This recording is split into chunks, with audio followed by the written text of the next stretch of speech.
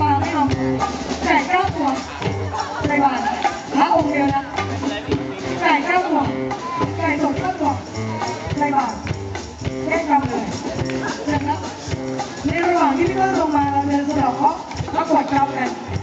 อย่าลืมนะวันพระใส่บาตรไก่สด9 ตัวนี่มาไม่มองอะไรไม่เห็นเลยครับน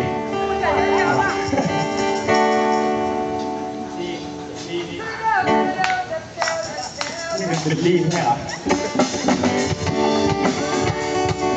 ตรงนี้นะครับก็ทำดีมองไม่เห็นใคร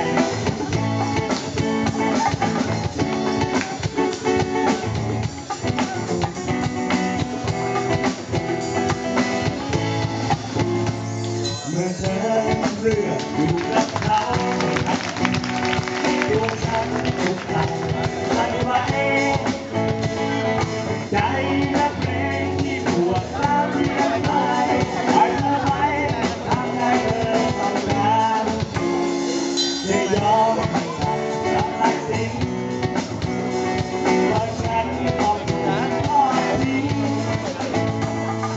เรานั้นไม่อาจคุยความจริง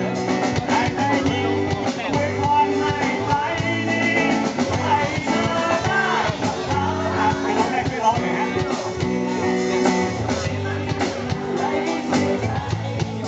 ส่วนตัวฉันจะลืมว่าเคยร้องไห้ลืมว่าเคยต้องเป็นใครที่เธอไม่เอา